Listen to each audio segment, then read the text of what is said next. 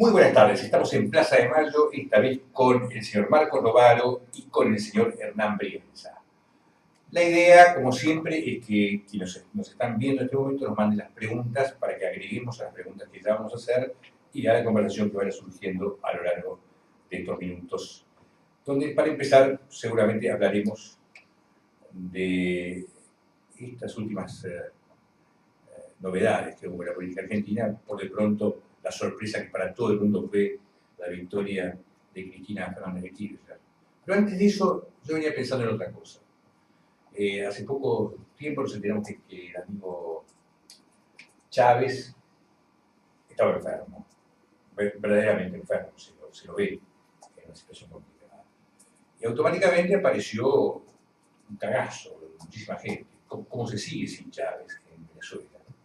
Con lo cual se percibe que eso que muchas veces criticamos de cierto tipo de gobiernos que ponen un acento tan fuerte en la personalidad del líder y no arman al mismo tiempo grupos de gente que puedan ser una masa crítica capaz de suplantar al líder, o que el líder no sea importante, sino que la importancia de las ideas.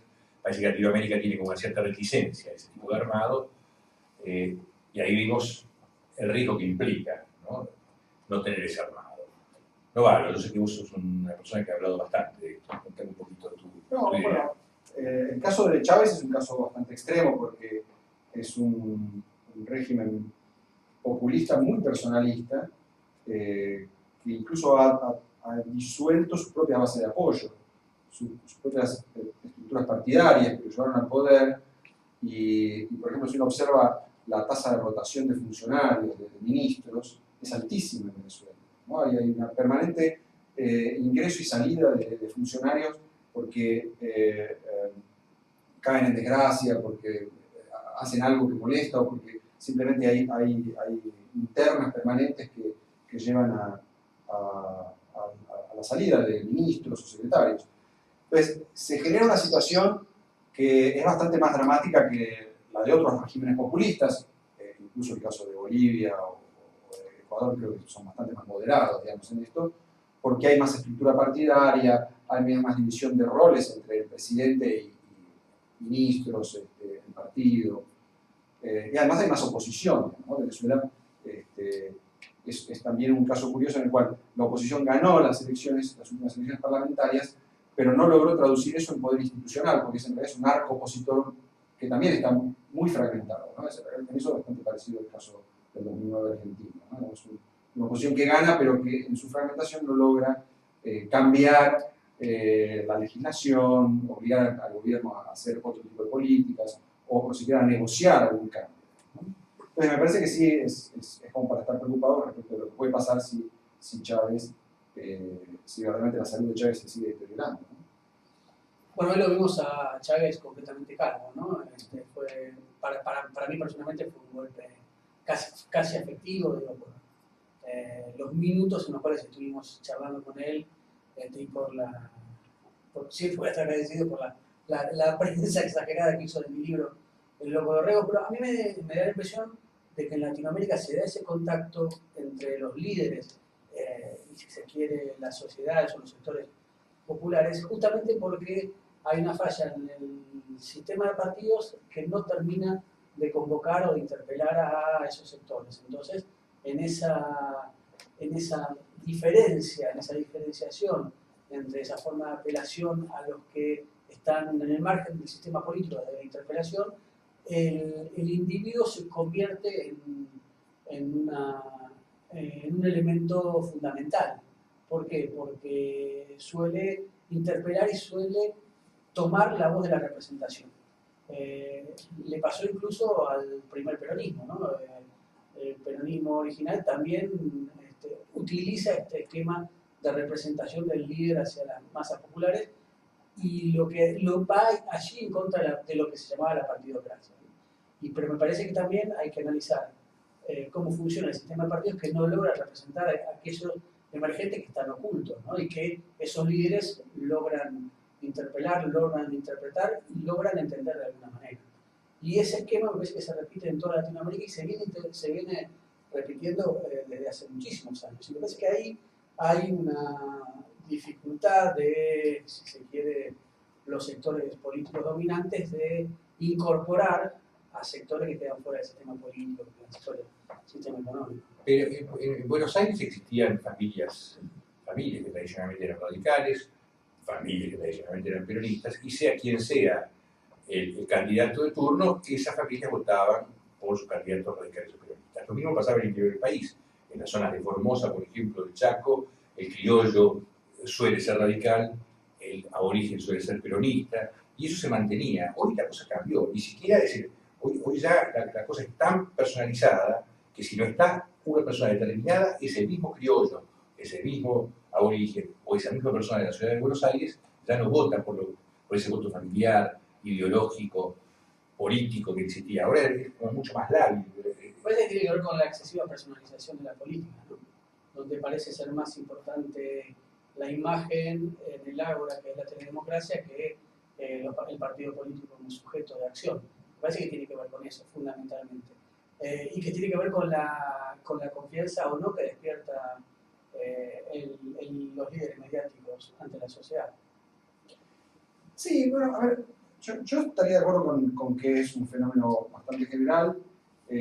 También que no necesariamente es malo, digamos, porque a veces la personalización digamos, es un mecanismo para destrabar sistemas políticos muy anquilosados, muy burocratizados. Me parece que en ocasiones la responsabilidad del líder es, una vez que logra adhesión social, institucionalizar esa adhesión. Y muchos líderes no hacen eso, sino que más bien persisten en una vía de desinstitucionalizar, ¿no? De debilitar las instituciones, pero es el modo de volverse imprescindible, ¿no? Vos hiciste la comparación de Chávez. ¿Qué es desinstitucionalizar? Dame un ejemplo de eso. Digamos, Perón, después de su victoria en el 46, impulsando una reforma constitucional que digamos, volvía la doctrina peronista a la doctrina de la nación, ¿no? Esa es una forma de institucionalizar. Bueno, era una forma de partidizar el Estado y volverse, por lo tanto, imprescindible para ese Estado. Ese Estado iba a existir mientras él estuviera en el poder, después iba a ser insostenible, digamos, ¿no?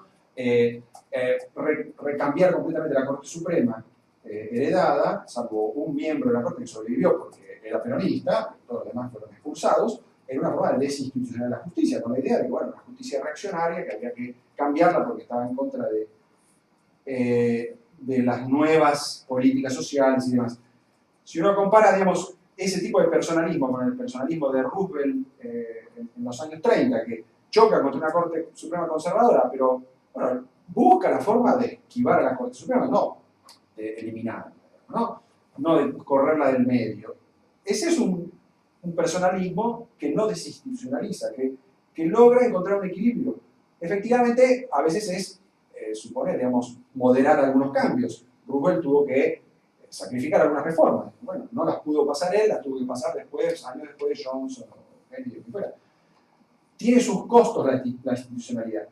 Me parece que en muchos populismos latinoamericanos, no solamente de izquierda, sino también de derecha, en esto, digamos, los kirchner no se diferencian de Menem, y ninguno de estos se diferencia de Berlusconi, digamos, tampoco es un fenómeno latinoamericano, es un fenómeno mundial, donde los líderes que no quieren mediaciones institucionales avanzan sobre ellas, las deslegitiman y usan las ventajas que circunstancialmente les da la sociedad para hacer cambios para perpetuarse en el poder. Entonces yo no disculparía a Chávez tan rápidamente. Yo creo que Chávez es muy responsable de haberse vuelto imprescindible y de que el futuro de Venezuela dependa finalmente de su salud. Cosa que para un líder que pretende que su país prospere en el largo plazo, termina siendo una especie de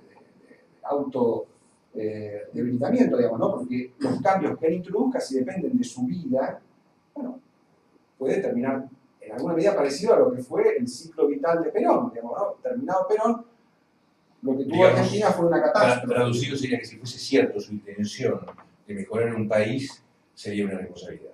Exactamente, digamos, ¿no? Hay una cuestión más complicada. Con la institucionalización hay algo extraño, que es la institucionalidad tiene que ver con las reglas de juego impuestas por un sector que se hace del Estado y tiene una victoria política sobre otro. Y a partir de ahí son reglas de juego que marca ese grupo que llega al poder.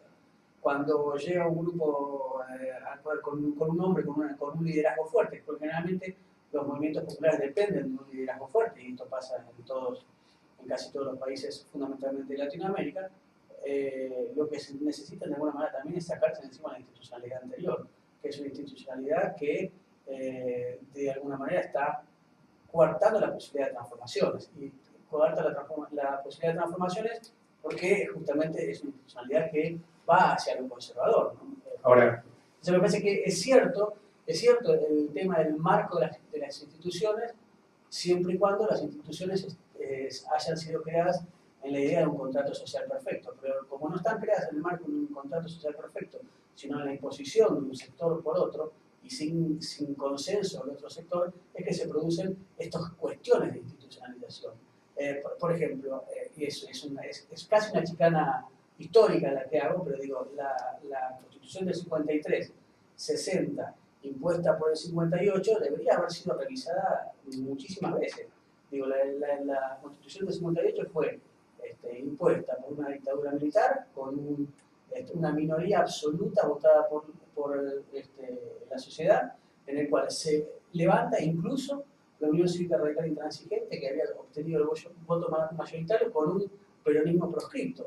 Entonces, la institucionalidad es un juego que depende de quien maneja la fuerza, ¿no?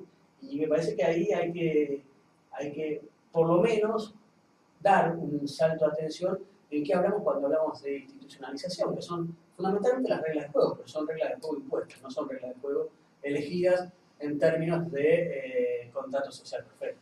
pero eso sería meter el mismo nivel. Por ejemplo, si vos cambiás una ley que te parece que no es una ley que ayuda al progreso de las clases más humildes o trabajadoras, eso es una cosa. Y otra cosa distinta es que vos, como mecanismo de desinstitucionalizar, elimines los mecanismos de control del Estado, todas aquellas organizaciones o organismos que tienen como finalidad controlar al poder. Lo que se trata, por ejemplo, en estos últimos años, es el debilitamiento, por ejemplo, de todos los organismos de control del Estado, al Estado y la parte que el Estado tiene que controlar a las empresas. Eso no tiene nada que ver con lo que vos decías y sin embargo te pasó. Sí, un comentario sobre, digamos, entre el pactismo idealista, digamos, de que estamos todos de acuerdo, consensualismo completo, y la teoría de la dominación de unos gobiernan a los demás, y hay que ver quién es la mayoría, y entonces simplemente es una cuestión de dominios, digamos, de un dominio mejor que el otro. Hay grises, digamos, ¿no? Los sistemas políticos en general en todo el mundo tienden a ubicarse en una zona gris, que no es la ideal de estamos todos de acuerdo, tampoco es la de la mayoría domina a la minoría y mejor estar en la mayoría y que no se jorobe, digamos, ¿no? Y, me parece que uno puede ubicar la historia del país, la historia de América Latina, en esos grises, ¿no? Porque, bueno, el reformismo peronista fracasó porque fue incapaz de consensuar con la oposición, porque fue demasiado autoritario en querer eliminar esa oposición, o fracasó porque la oposición era irreconciliable, porque no quería aceptar nada del peronismo, porque era una reacción oligárquica violenta. Bueno, son dos explicaciones, tal vez las dos tengan algo de razón, pero lo cierto es que ese reformismo peronista fracasó porque su régimen se derrumbó. Se derrumbó en parte por la reacción, en parte porque los peronistas no quisieron defenderlo, en parte porque se pelearon con medio mundo, se pelearon con la iglesia, con los militares. Entonces uno puede decir, hay muchas explicaciones posibles para que ciertas reformas se vuelvan inaceptables para la minoría o a veces para la mayoría, pierdan legitimidad o no se sostengan en el tiempo, o son mayoritarias en un momento pero después pierden esa condición mayoritaria porque dejan de ser populares. Digamos, los pactos y los acuerdos institucionales le dan estabilidad a las leyes. Y me parece que uno de los graves errores del populismo, y la experiencia peronista es un ejemplo de esto en muchas ocasiones, es que tuvo dificultades para negociar, para pactar. Los tuvo Perón en su momento, las tuvo Menem en los 90 y las está teniendo el kirchnerismo en esta década, digamos, ¿no? Entonces, ¿cómo el peronismo? ¿Por qué no pensar que el sector no populista, por eso lo sí, y digo, sigue haciéndome ruido la definición de populista, pero la acepto porque está marcado así Sí. en el debate. ¿Por qué no pensar que el sector no populista es el que tiene dificultades para negociar? Tiene tantas dificultades para negociar que siempre que ha sentido que el poder lo ha tenido un sector alternativo a su propia dominación, y lo digo esto con el irigoyenismo, ha decidido golpear antes que pactar o negociar. Bueno, ahí está la cuestión. Es interesante porque el sector no populista, que yo llamo el liberalismo conservador, no tiene posibilidad de tender puentes hacia una sociedad mayoritaria y no los puede incluir ni política, ni social, ni económicamente. Entonces, la cancha está marcada de esa manera en la Argentina y en este sentido, digamos, solamente obtienen una mayoría que les permite gobernar cuando votan los muertos, cuando es a mano alzada, cuando se lleva el gauchaje a votar, y en cuanto dan la libertad de voto de secreto obligatorio y universal, la gran mayoría vota al radicalismo y al radicalismo lo tienen que voltear. Utilizan otros nombres, digo, Justo, Ortiz eran radicales salvearistas, pero la verdad es que no eran aquellos que habían elegido mayoritariamente la sociedad. Entonces, me da la impresión que es tan brutal el poder y la forma en que institucionaliza, si se quiere, ese poder, el sector liberal conservador, que deja poco espacio a los populismos, como podemos llamarlos. A mí me parece que son, acepto el término populismo si está resignificado desde la CLO, sino creo que son experiencias de contenido popular, con mayor o menor contradicción, con mayor o menor alcance, con mayor o menor profundidad, pero creo que tanto el irigoyenismo como el peronismo son movimientos de alcance popular. Creo que se les hace complicadísimo gobernar desde la institucionalidad que le plantea el liberalismo conservador.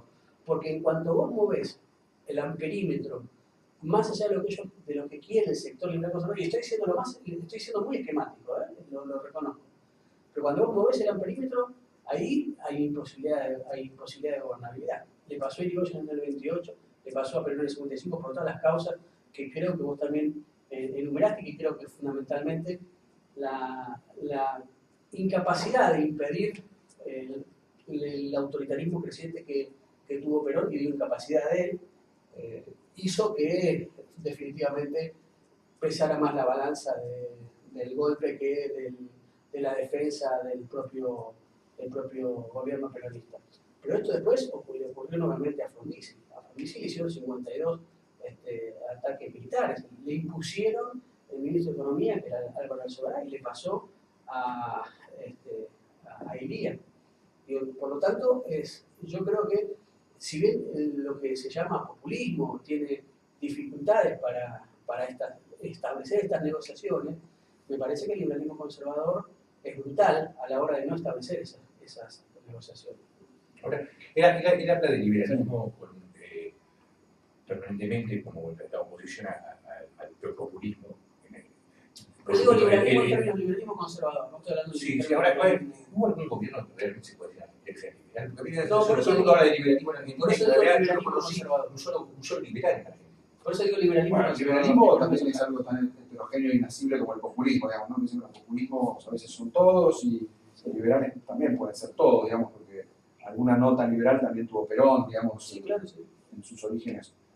También lo tiene el kirchnerismo. Y el kirchnerismo también lo tuvo en sus principios, sobre todo, digamos, de hecho, bueno, la Corte Suprema que promovió es una Corte muy liberal, la idea de que es eso una idea muy liberal. también, y la idea también de abrazar las promesas incumplidas de Alfonsín, la idea de los derechos humanos, incorporarlo al panteón, digamos, de héroes, que me parece que fue un momento, digamos, de intento de síntesis interesante. Después creo que se radicalizaron los conflictos y ha perdido mucho de sus notas liberales el kirchnerismo. De hecho, se ha ido enfrentando cada vez más con su propia Corte Suprema, digamos, ¿no? Cumpliendo los fallos, el tema de los jubilados, el tema de la ley de medios. Bueno, ahí hay cada vez más problemas.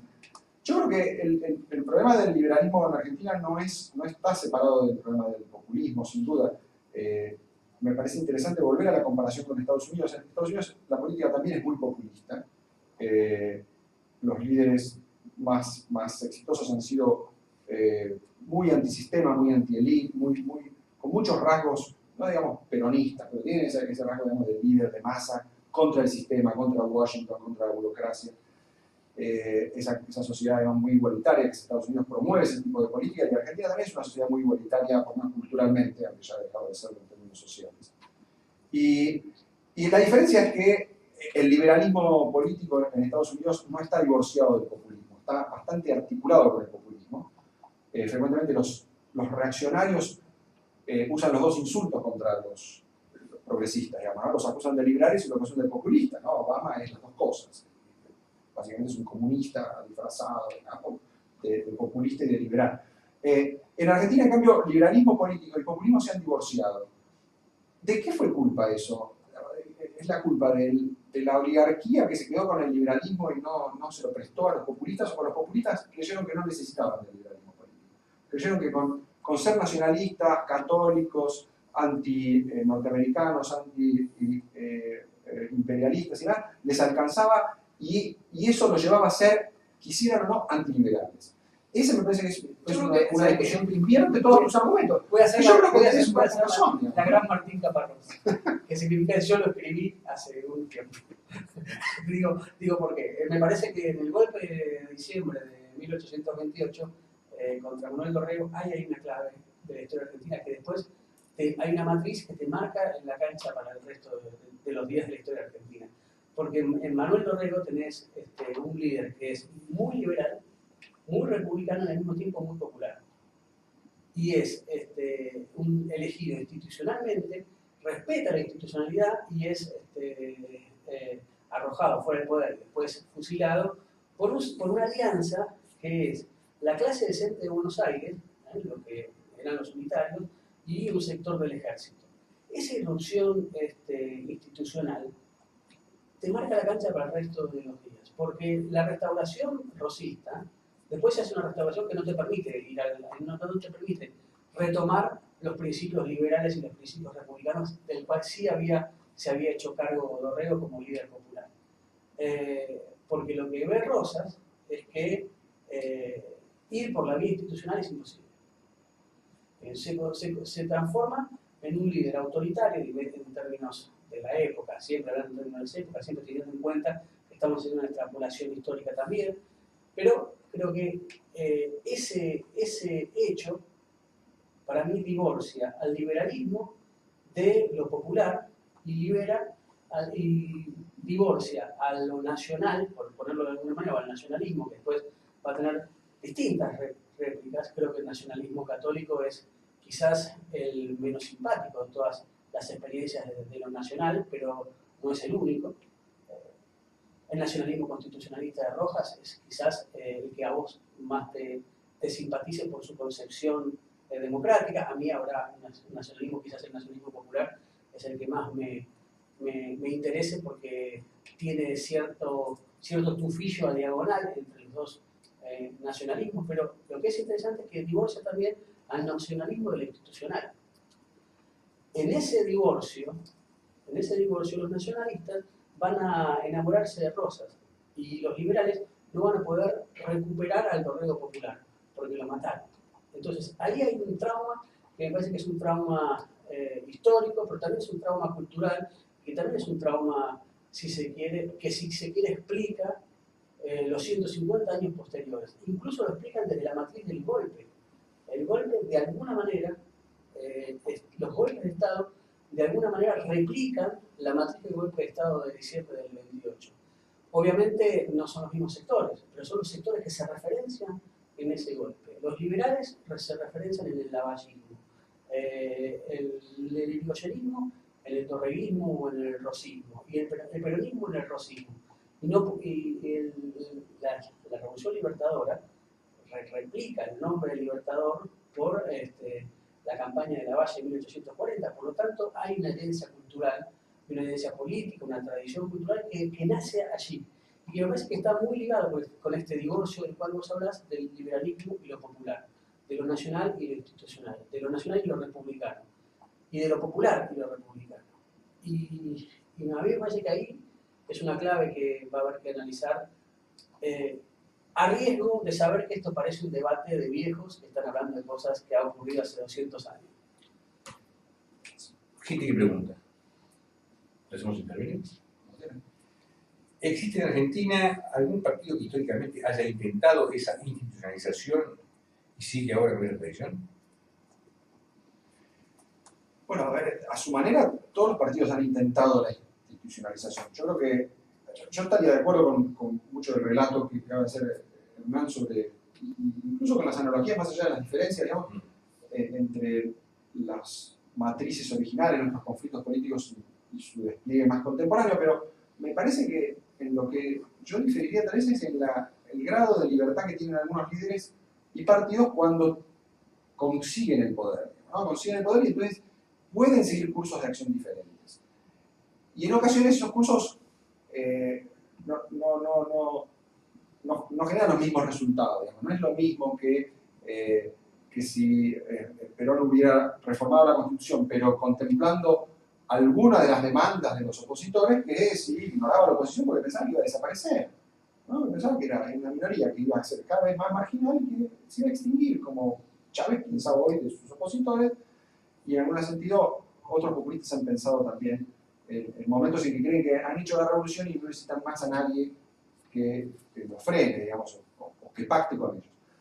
Entonces toman decisiones, los líderes sí, y generan cursos de acción diferentes. Entonces, me parece que si uno ve el modo en que se han tratado de institucionalizar el país, con las reformas constitucionales, con las simplemente leyes de reforma, tal vez de aspectos más parciales, digamos, vivimos ahora una nueva experiencia de reforma política. ¿Fue una reforma negociada, discutida con la oposición o fue en alguna medida impuesta, bueno, por las conveniencias del oficialismo y un sector minoritario, en este caso los radicales, y muchos otros quedaron afuera de la discusión? Entonces, bueno, cuando se hacen reformas de ese tipo y los pactos no son comprensivos, dejan muchos heridos o generan una oposición antisistema, entonces eso genera dos tipos de soluciones. O bien esa oposición antisistema efectivamente tiende a desaparecer, ¿no? y la revolución es exitosa. No hay muchas experiencias en nuestra historia de eso. Las revoluciones han sido fracasadas porque en realidad son tan efímeras en su tiempo de gloria que después es más fácil revertir y volver para atrás que encontrar un sucesor amigable, digamos, ¿no? Entonces eso le ha pasado al irigoyenismo, le ha pasado al peronismo, y le ha pasado a Menem y probablemente le vuelva a pasar a Kirchner, digamos, ¿no? Este intento, digamos, desesperado de prolongar en el tiempo el dominio para evitar que los cambios que uno introdujo sean efímeros, y frecuentemente eso fracasa, ¿no? Entonces, yo creo que no es que los líderes o los partidos no han intentado institucionalizar, han intentado hacerlo pero por vías equivocadas, han cometido errores cuando lo intentaron. Para ver si vos estás diciendo entonces que el hecho de no incluir a la otra parte en el cambio los hace efímeros. El hecho de no ser generosos en la victoria es uno de los rasgos muy habituales. En Argentina hay un problema con el otro. El otro es un problema. El otro es un problema, sí. Y es difícil tender puentes, fundamentalmente me parece a mí, por esa cultura de enfrentamiento y la verdad, y creo yo, de falta de práctica democrática. Yo creo que la verdadera instauración democrática es el 10 de diciembre del 83, que Argentina lleva menos de 30 años de democracia. Que del 10 de diciembre del 83 para atrás, lo que hubo es mojones democráticos, pero no mucho más que eso. Y esa falta de práctica democrática, de respeto de la otredad, hace que sea dificultoso entenderse cuando uno gobierna con la oposición y cuando uno es oposición con el gobierno.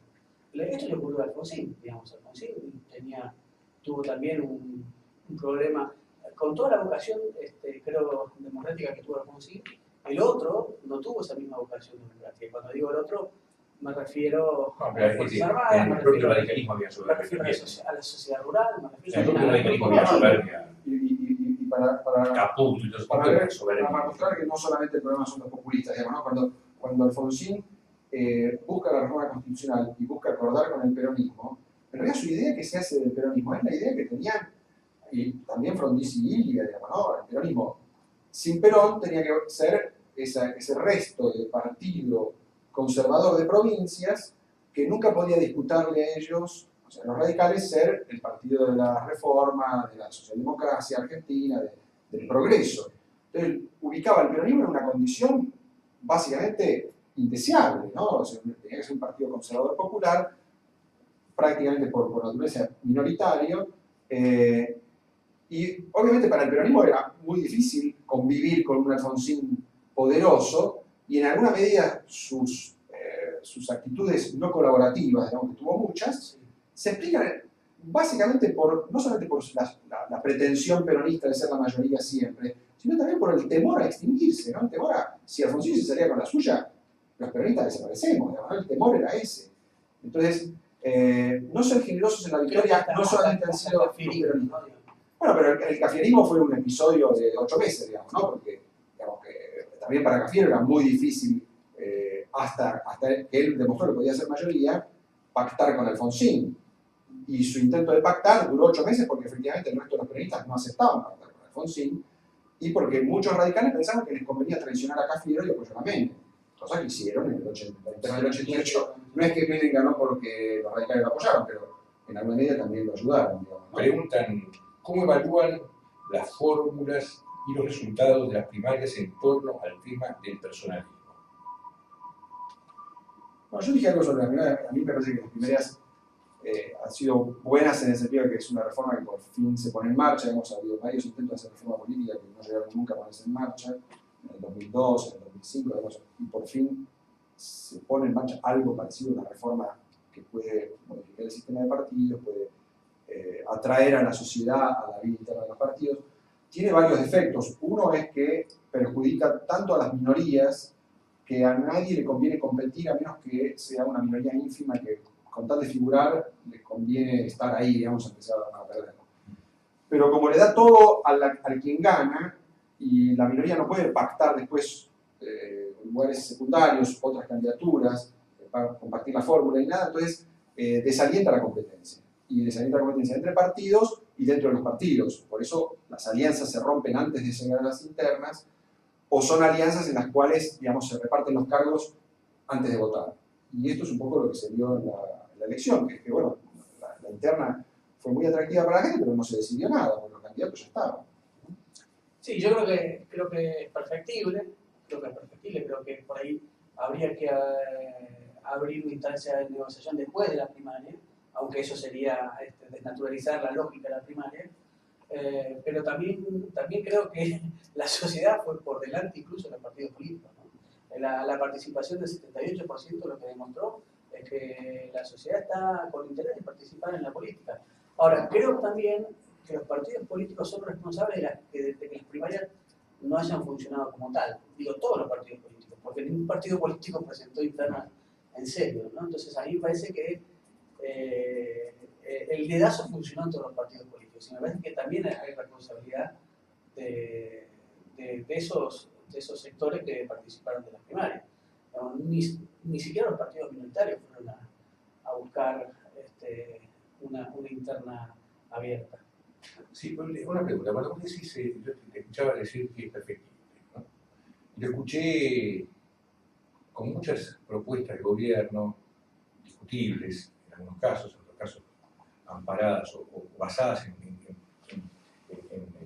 reivindicaciones que son correctas, pero que a su vez una vez que se instrumentan no están bien instrumentadas. Entonces siempre aparece la palabra es perfectible, pero, ¿no?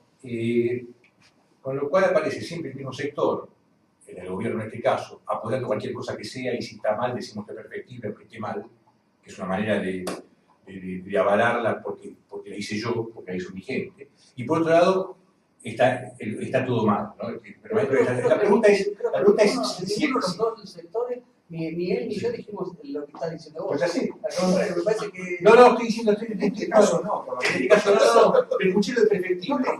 Me pareció, cuando vos decís que es perfectible esa... Y además es la primera experiencia primaria, digo, hay que ver qué pasa con las segundas primarias, hay que ver... No, pero yo lo juntaba con lo anterior. Con lo anterior cuando vos decís que es muy difícil hacer que un gobierno cuente con la oposición para poder resolver una ley que no se sabe si es un problema de la oposición o si es del propio gobierno. La pregunta es si uno mismo no está dando ese ejemplo desde el poder, cuando desde el poder se hace algo que está mal, y la propia gente del poder en vez de decir que algunos de ellos decir esto no me gusta, lo apoyamos igual porque decimos nosotros. ¿No? Esa cosa de que si es nuestro es mejor, si forma parte de los nuestros no podemos decir nada. Nos pasó a nosotros en los 70. Si un pibe estaba metiendo la pata dentro de la guerrilla y nosotros no éramos guerrilleros, nos costaba decir, che, para un poco, esto no se hace. Si no hay una cosa, una cultura de apoyar al propio a toda costa, haga lo que haga y diga lo que haga, y eso hace imposible a veces que la otra parte se incluya. ¿Se entiende la idea? Parte de la cultura política, me parece. Es parte de la cultura política argentina. Sí, sí. Ahora, en este caso no sé si tiene tanto que ver con problemas de cultura política o de cálculo político. Yo creo que en la reforma pesaron mucho los cálculos muy coyunturales, ¿no? La idea de... La reforma se discutió en el momento en que el kirchnerismo pensaba que estaba muy digamos, acosado por una opinión pública opositora y por varias fórmulas competitivas que iban a sacarlo del poder en aquel momento. Y el radicalismo, que veía la oportunidad de recuperar su posición, digamos, de principal oposición y con posibilidades de llegar al poder, y que tenía que resolver su interna al mismo tiempo conformar una alianza electoral, ¿no? Tenía que hacer varias cosas al mismo tiempo. Y entonces, que la reforma le diera más poder a los que ya tenían poder, por decir, a los candidatos fuertes, era un modo de defender a esas dos posiciones que se veían un poco con posibilidades pero amenazadas, ¿no? Entonces me da la impresión de que pesaban mucho esos cálculos oportunistas, digamos, de circunstancias. Y los radicales apoyaron la reforma en gran medida porque vieron que o pensaron que los beneficiaba. Terminaron viendo que no era así, que los perjudicaba, porque fue una votación en la que los principales damnificados fueron los radicales. Y finalmente el kirchnerismo tal vez no necesitaba esta reforma, porque si hubieran sido las elecciones generales, estarían más que contentos con haberse llevado el 50% de los votos reales. Se llevaron el 50% de los votos que en realidad no valen nada, porque no sirvieron para distribuir poder. Entonces, hay que ver si repiten esta votación en octubre, ¿no? Entonces, la reforma no le sirvió a los que pensaban que les iba a servir. ¿Le sirve a la sociedad? ¿Le sirve a los partidos? Yo creo que le sirve si la cambiamos. Si hay una reforma de la reforma que permita que estimule la competencia y que permita que haya acuerdos después de la votación, porque eso es muy importante. En todas las experiencias de primaria, por ejemplo en Uruguay o no, lo que pasa es que si vos permitís reformas después de la votación, tenés que hacer una nueva primaria. No, porque los acuerdos partidarios... Es como la flecha de Zenón, digamos, tiene que ser la primaria de la primaria de la primaria de la primaria. No, está bien, pero la primaria distribuye la representatividad, ¿no? Le dice a la gente, la gente le dice a un candidato, vos sos la mayoría, vos sos la minoría. Pero la minoría también tiene que existir, porque si la minoría se queda sin nada, no le conviene competir. Igual es una minoría de 1,5 puntos, ¿no? No, pero la minoría dentro de los partidos.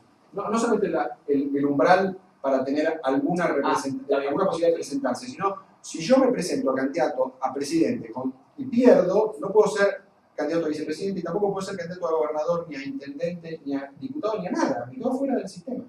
Entonces, yo compito si sé que gano, o si no me importa, porque yo tengo un cargo o porque en realidad no existo y con tal de figurar gané algo. Entonces, eso es lo que desalienta la competencia. Es una regla bastante absurda, que es que no se pueda un candidato que perdió presentar a otra candidatura por acuerdo del partido, por acuerdo de la alianza, porque reemplaza a otro de su sector o por algún tipo de fórmula de entendimiento que permite la cohesión del partido después de la batalla. Digamos, ¿no? Yo peleo, pero después tengo que haber acuerdo. Estamos de vuelta con la idea de la batalla y después hay paz. No permite reacomodar los resultados. Exactamente. Hacer las alianzas necesarias. Eso es imposible. Si quedó herido, quedó afuera. Eso es lo que pasó en la provincia de Buenos Aires con Scioli y Massa. Massa tenía una altísima imagen pública y tal vez podría haber competido por la gobernación, ¿no? Pero Scioli también venía fuerte y tenía el apoyo de la mayor parte de los intendentes y la alianza con el gobierno nacional. Por lo tanto, a Scioli no le conviene competir, le conviene acordar con Scioli, también competir él por la gobernación cuando Scioli sea presidente, si llega a ser presidente, y mientras tanto mantener la paz y mantenerse en Tigre. Y por lo tanto, no hubo competencia entre Scioli y Massa, hubo acuerdo. En cambio, sí compitió Ishi, que no existe en la provincia. Ishi es no sé, 0,5 de imagen pública. Contó con algunos recursos del gobierno nacional, pero la verdad que tampoco recibió de mucho. Y fue una interna simulada, porque todo el mundo sabía que ganaba Scioli. Y Ligi figuró ahí simplemente porque, como no existía, le convenía figurar, ir a los programas de televisión, aparecer en los carteles, recibir presupuesto público para estar en la televisión con spots y demás. Pero es simulación, no es una competencia eso. Entonces, ese me parece que es el problema de la reforma. Por algo se instauró con estas reglas, se instauró porque los dos actores que la promovieron estaban muy inseguros de su situación y pensaron que si le daban las mayores chances al que tenía más posibilidades de imponerse, eso desalentaba a los competidores. Me parece que fue una apuesta equivocada, porque en realidad no le sirvió por eso, le sirvió por otro caso al gobierno por otro motivo, pero ni siquiera habrá que ver si le sirvió, y a los radicales directamente los perjudicó. Me parece que si se dan cuenta de que a veces apostar así a cálculos circunstanciales no es muy beneficioso, tal vez las leyes se hacen con un poco más de mirada a largo plazo, es decir, bueno, hagamos una ley que funcione, no una ley que salga para salir del paso. Pregunta del tuitero, pregunta, teniendo en cuenta el antecedente de la 125, la posible nueva conformación del Congreso de Frente para la Victoria, ¿avanzará en medidas más progresistas con mayor consenso? ¿Qué sería la profundización del modelo? El tema todo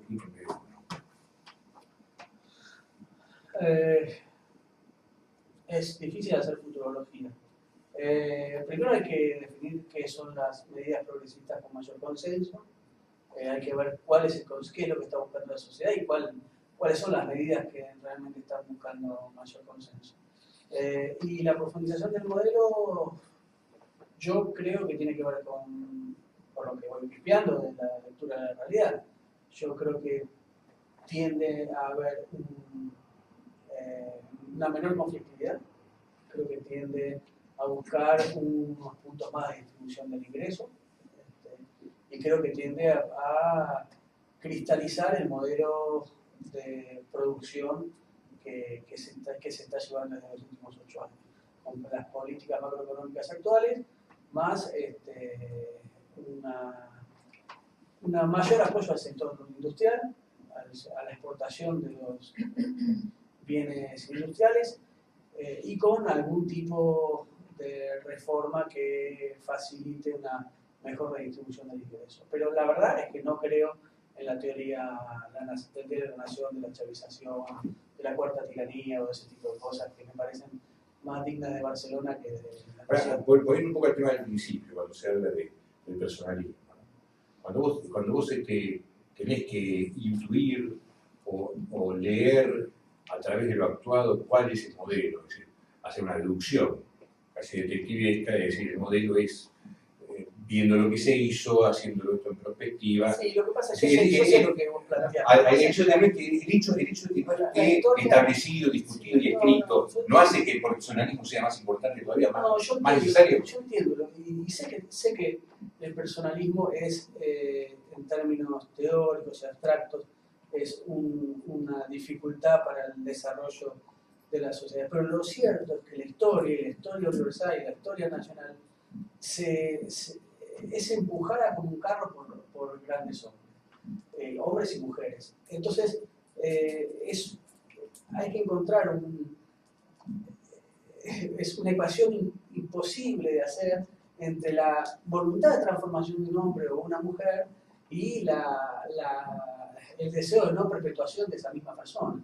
Digamos, la verdad es que le pasó a Rosas, le pasó a Roca, que fueron los grandes transformadores de la sociedad, le pasó a Irigoyen de alguna manera, aún cuando le dio el pase al Real, después que se aseguró el regreso en el 28, le pasó a Perón. La verdad es que el hombre que transforma, que siente desde su íntima convicción que tiene un rol fundador en la historia, hay que también comprender lo que significa esa voluntad, ¿no? Yo lo entiendo desde el punto de vista teórico, que el exceso de personalismo es un defecto en la construcción de las sociedades. Pero también es cierto que las grandes transformaciones, y estoy pensando en esa lógica de los grandes hombres, ¿no? Digo, el que llevó adelante de alguna manera la institucionalización de la Revolución Francesa fue Napoleón, digamos, y fue un hombre que se coronó a sí mismo emperador. En el acto más revolucionario que pasó inadvertido, que es la autocoronación, ¿no? Porque si vos pensás entre el 800 y el 1800, Napoleón es el que produce la gran revolución, que es sacarle la corona al Papa y ponérsela a él sobre la cabeza, ¿no? Entonces, ese hecho es el hecho más revolucionario. Y la verdad es que no se puede analizar las sociedades como maquinarias desprendidas de las voluntades de los individuos. Los individuos, desgraciadamente o no, tienen ese rol también de peso, de interpretación, de interpelación, y también de interpretación en el sentido carismático de la sociedad, porque también juega mucho lo afectivo. Entonces, son elementos que me parece que hay que incorporar al análisis político, con un poco más de misericordia que el análisis puramente frío de la ciencia política. Marco, me estás mirando con odio, pero... No. Yo los líderes creo que siempre hacen falta, digo. Yo no compararía a los Kirchner con Napoleón, pero bueno, no, yo tampoco. Esperemos que no terminen igual que Napoleón, porque terminó bastante mal eso. Pero sí que digamos, hay una discusión, me parece interesante en los últimos tiempos, respecto de la radicalización kirchnerista, pasada y futura, digamos, ¿no? Porque hay una interpretación que dice, en realidad, el kirchnerismo se radicalizó cuando se sintió amenazado, digamos, ¿no? Fue a partir de la crisis del campo y del supuesto intento destituyente que buscaron radicalizarse para tratar de defenderse, digamos, ¿no? Fue una actitud defensiva, no agresiva, sino defensiva, ¿no? Y ahora que están un poco más fuertes, entonces los kirchneristas tenderían a moderarse, ¿no? Lo esperable sería que volvieran a algo parecido a lo que fue antes del 2007, un kirchnerismo que en realidad era bastante más pacífico, ¿no? No tan conflictivo, no tan virulento, y sobre todo no tan agresivo con el prójimo, digamos, ¿no? La otra interpretación es, bueno, ahora no los para nadie, ¿no? Ellos han adoptado un curso de profundización y de cambios irreversibles, y en la medida en que han volteado a sus adversarios y los límites que tenían, entonces pueden ir por más, ¿no? Y además lo dicen, ¿no? Entonces, efectivamente, como dicen, la nación se escandaliza cada vez que Feletti habla, o a veces parece que Feletti habla para escandalizar a la nación y para hacer pasar a cosas menores como, bueno, males tolerables, ¿no? Decir, bueno, como no expropian las empresas, entonces, bueno, que metan más directores en Techín es aceptable, ¿no? Y que usen la plata del ANSES como sea, que cualquier cosa también es aceptable, porque si no se radicalizarían más, ¿no? Entonces hay una especie ahí de discusión que me parece interesante. Yo no tengo la menor idea de qué es lo que van a hacer, digamos, ¿no? O sea, me parece que muy pocos saben lo que van a hacer porque no hay agenda parlamentaria, en la campaña no hay programa, digamos, no se anuncia, bueno, vamos a ir para este lado, para este otro, la política económica es esta, va a ser esta otra. Se dice muy poco, es una campaña bastante vacía, me parece que con buen criterio electoral, pero mal criterio democrático, además sería bueno que visitaran más su política. Cuando se les preguntó sobre el tema de reforma constitucional, que es uno de los temas de la radicalización que más teme la nación y que yo también temo, digamos, que sería reelección o cosas por el estilo, lo que dijo Cristina Kirchner fue bastante ambiguo, ¿no? Porque dijo, como no me aprueban el presupuesto, ¿ustedes creen que me aprobarían la reforma constitucional? Eso quiere decir que si me aprueban el presupuesto también me van a aprobar la reforma constitucional. O sea, que yo no la presento porque no me la van a aprobar, pero cuando tengan los números... No habla de ella, habla de lo que de los demás. Claro, pero dice, está mostrando... No dice que quiere ella. Claro, dice no sería posible. Como no es posible, yo no la presento, pero no está diciendo yo no quiero reforma constitucional o no quiero... Pero esto, ¿sabes qué me hace acordar? Yo conocí un señor muy rico, judío, que vivía por acá cerquita, que tenía pero millones y millones de dólares. Y el tipo era un tipo bastante que tenía cierta buena salud y demás, y vos sabés que se perdió una gran parte de esa fortuna, su familia no pudo conocerla, porque nunca aclaró dónde estaba, ni cómo estaba. Entonces quedó lo que estaban las propiedades de acá, pero la gente que tenía afuera en Canadá y en otro lugar más, se perdió absolutamente, y nunca la pudieron recuperar. Y yo creo que el esfuerzo político del kirchnerismo, el esfuerzo para toda la sociedad, soportar todo este tipo de tensión, de quilombo que se ha armado, pero que ha traído frutos indudablemente, también, se perdería si esto a su vez no tiene un mecanismo de continuidad, tanto en la forma de preparar a la gente a a los cuadros políticos y demás, cómo a escribir, cuál es la idea, cuál es el plan, cómo se sigue adelante, dónde está guardada la lista.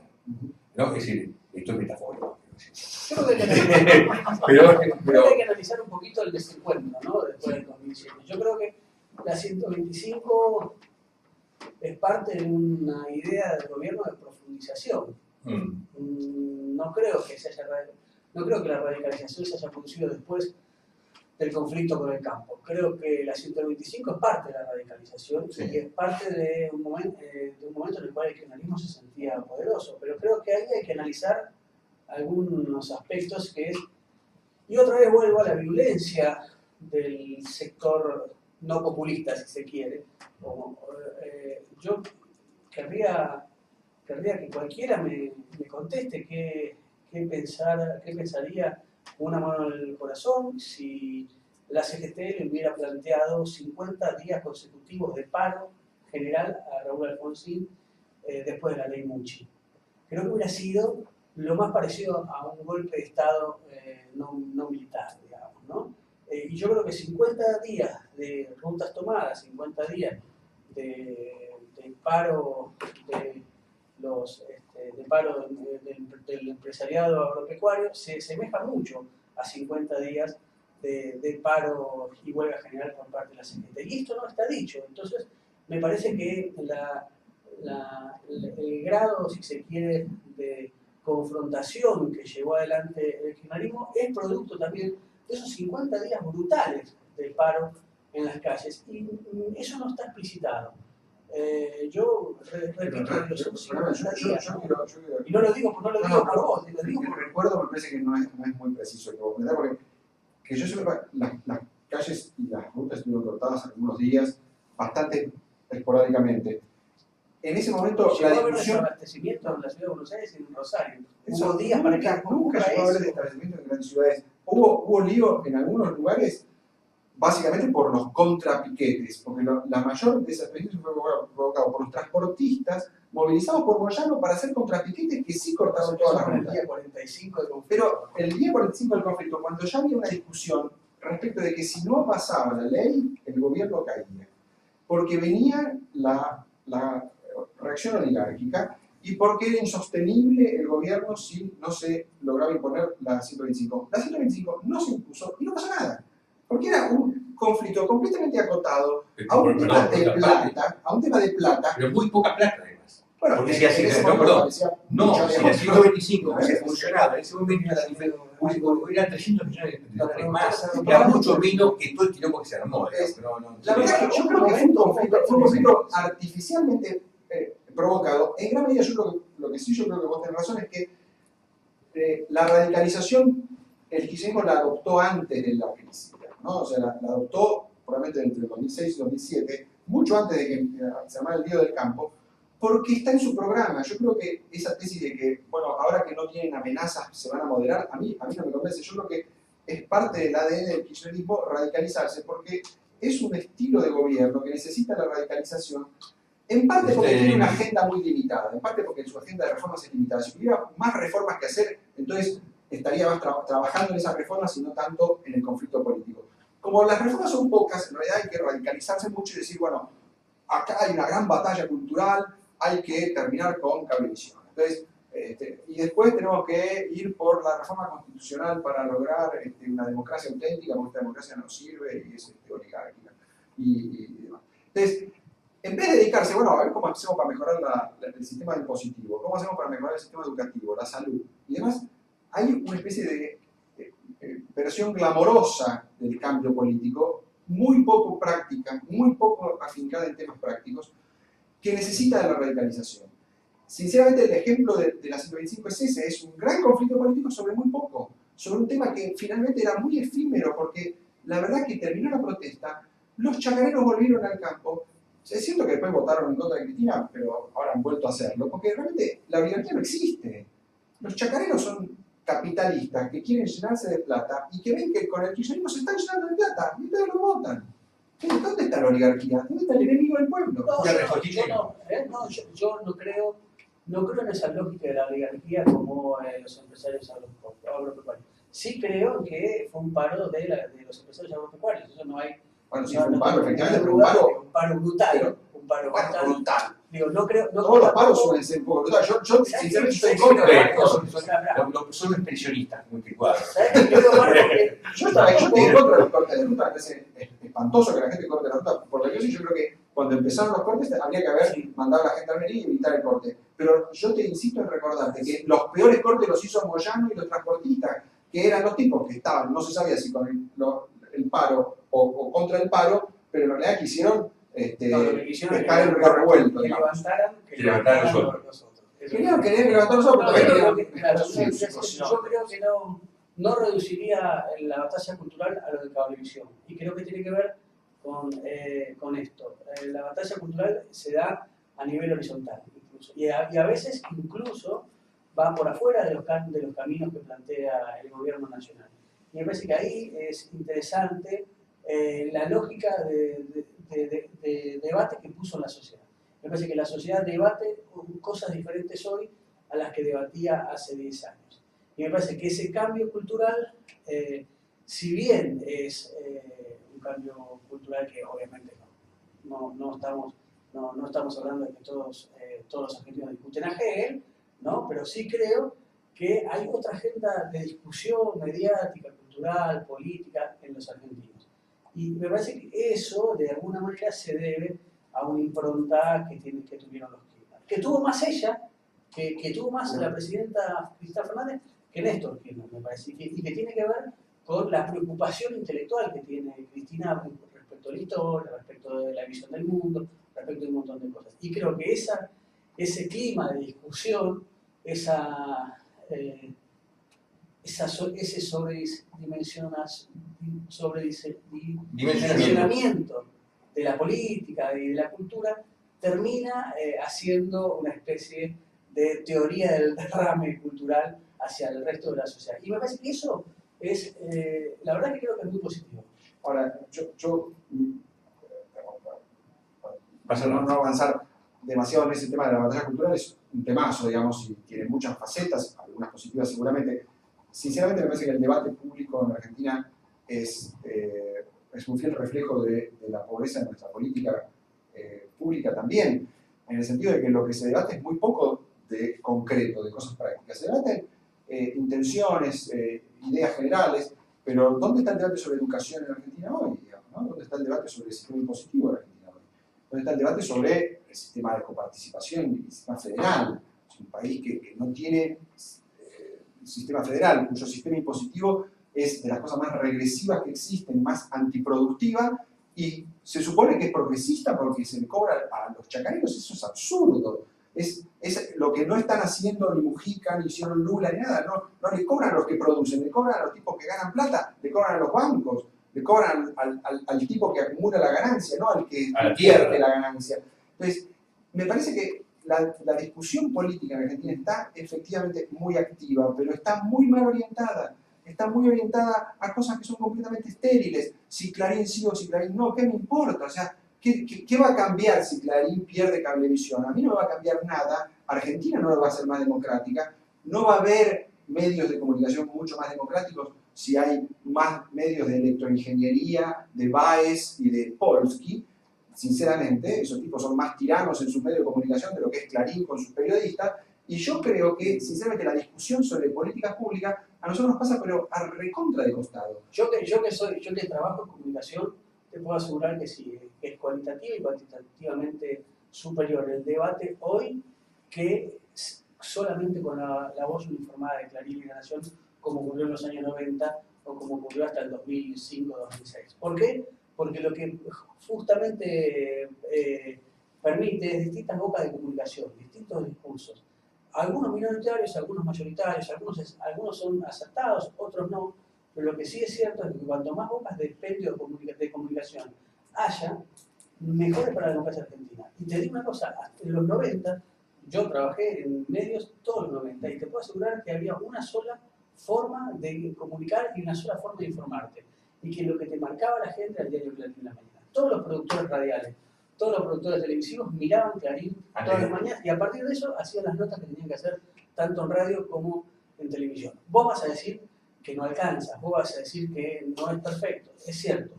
Pero yo creo que la mayor democratización solo puede traer mayor democratización. Y creo que hay un sector de la sociedad que no estaba representado por los medios de comunicación. Ahora puede no estar representado en forma cabal, directa, perfecta, pero sí hay una lógica de representación y de interpretación mayor. Señores, Podríamos seguir toda la tarde. no, Sí, me sí, encantaría no, seguir, pero en un rato tenemos a Terráneo que viene también y tenemos que preparar cerrar esto, porque si no, aparte, cuando tarda más de 45 minutos no lo mira nadie. ¿Qué tardamos más de 45? Más, sí. Y así que están condenados al fracaso. Les agradezco muchísimo No, por su gracias. presencia. Gracias. Y no nos peleamos. No, para nada.